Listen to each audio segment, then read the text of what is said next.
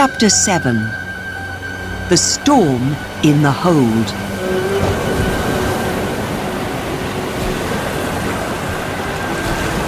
The dark wave that came quickly nearer and nearer to the Nan Shan looked as high as a mountain and had a thin white line up at the top of it. The ship was still for a while, and then she started to climb this mountain of water. Tons of water fell onto the deck. Every man on the ship grabbed what he could and held on. The Nan Shan climbed the enormous wave for what seemed like a very long time. Then she began to go down the other side. Again, tons of water fell heavily onto the ship, making her shake from top to bottom. In the engine room, Jukes and Rout looked at each other with horror on their faces. If another wave like that hits us, it'll finish us, said Rout. What can be left on deck after such an enormous wave? If it destroyed the ventilators, there's no hope. Now it's all gone up there for sure. The wheelhouse, the bridge, the chart room, everything, said Jukes. But there was no second wave, and a short while later they heard Macwhirr's voice in the speaking tube again. That was a little uncomfortable. But we have to do our best, Jukes. When your men have picked up all the money, I want you to come back up to the bridge. I need you here. Yes, sir, replied Jukes, and, not feeling very happy about it, he went to get some men for the job. 20 minutes later, Jukes and 16 of the crew arrived at the hold. Opening the door for the second time, he saw the same chaos as before. But this time, he was ready for it. Shouting at his men to help, he started to push the Chinese laborers into one corner of the room. The crew joined arms to make them all stay in the same place. One of the crew then brought some rope, and they used this to make lifelines. Now, the Chinese laborers could grab onto the lifelines and not fall from side to side. After they fastened the ropes well to the sides of the hold, Jukes and his men started to move all the broken pieces of wood and the money into a locked room just next to the hold. While Jukes and his men were doing this work, the Chinese laborers were terrified. What did these sailors want to do to them? Some thought that they were going to steal all their money. Others thought that Jukes and his men were there to kill them. They sat on the floor, their faces full of fear. But to Jukes, their fear looked like fury. Suddenly, one of the laborers started speaking to him loudly in Chinese. He pointed at the locked room where their money was, and then started shouting. At once, the rest of them started shouting at Jukes and the crew. The crew didn't understand them, but their Chinese words seemed angry, and they seemed to be threatening Jukes and the others. So Jukes and the rest of the crew left the hold as quickly as possible, closing the heavy metal door behind them loudly. They were all happy to be out of the hold. It was not only because of the Chinese laborers there.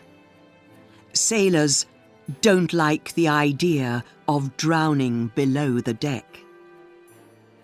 At once, Jukes went up to the bridge to look for Macwhirr. He found him there, holding on to the railings.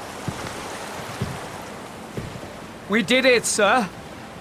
We picked up all the money, like you said. And we fastened some lifelines to the walls for the Chinese laborers to hold on to. Well done. I knew that you could do it. Answered Macwhirr. Did you? Said Jukes to himself. The wind stopped. Said Macwhirr. It was true. Although the waves were still enormous, there was no wind at all. Suddenly, Jukes noted that he could again hear all the usual noises of the ship. The deep noise of the engines, the crew calling out to each other, the noise of creaking wood. It's not over yet. My book says that there's worse still to come, explained Macwhirr. The Nan Shan was now in the eye of the storm, the exact center of it, where all was strangely quiet and calm. Soon, they would start sailing through the other part of the storm. But Jukes seemed not to hear what Macwhirr was saying. He went on, It wasn't easy. We had to fight to do the job. They didn't understand that we were trying to help them. They seemed to think that we were trying to hurt them. I was worried when we put all their money in the locked room. They didn't like that at all. They started to shout at us. I think that they were threatening us. We had to get out of there as quickly as possible. You told me to pick up all the money, but it wasn't as easy as it seems. Well, we had to do the right thing by those laborers, Jukes. Even if we have only 5 minutes more to live, we've done the right thing by them. And that's that. Jukes was still excited about his adventure and had more to say. But that isn't the end of it, sir. They're quiet now, but there's going to be more trouble. They know that this isn't a British ship anymore.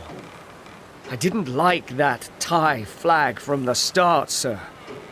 And it's not going to be easy when we give them back their money. No, this isn't the end of it, answered Macwhirr. Can you stay on deck for a minute, Jukes? Are you going below, sir? Asked Jukes quickly. From his voice, it seemed he felt sure that the storm would start once he was alone on the bridge and in command of the ship. The captain went into the chart room. It was dark inside, but he knew the room well and felt his way. He lit one of the lamps and went over to look at the barometer. It was pointing down to very stormy, the worst Macwhirr had ever seen. So the book that he was reading and the barometer agreed. Getting out of the typhoon would be far worse than getting into it. He looked around the room that was usually so tidy, but was now in chaos, and thought, Perhaps it's the last time I'll do this.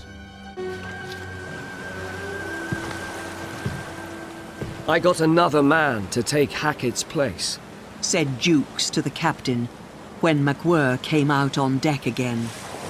It wasn't easy to get anyone to do it, but I didn't want to have to be helmsman myself.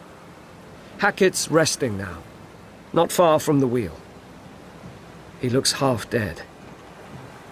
The second mate's there too. Is he hurt, sir? No, he isn't right in the head. But he's hit himself, sir.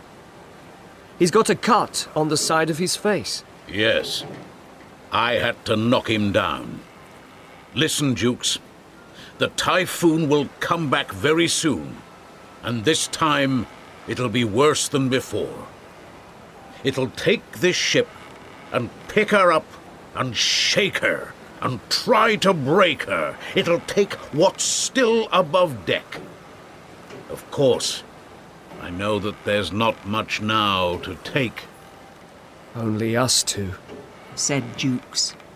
Yes, and if the typhoon takes me, you'll be in command.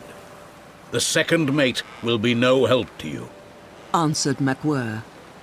Jukes was suddenly quiet at this. Macwhirr went on. If that happens, make sure that you go on sailing into the wind. Do you hear?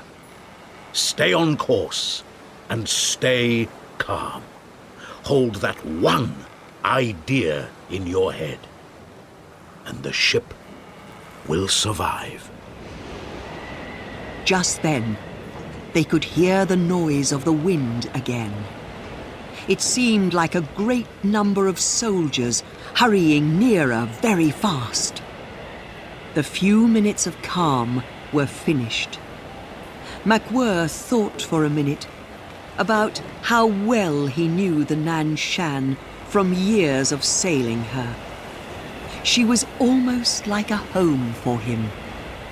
I wouldn't like to lose her, he said aloud to himself, while the waves began to hit the deck again.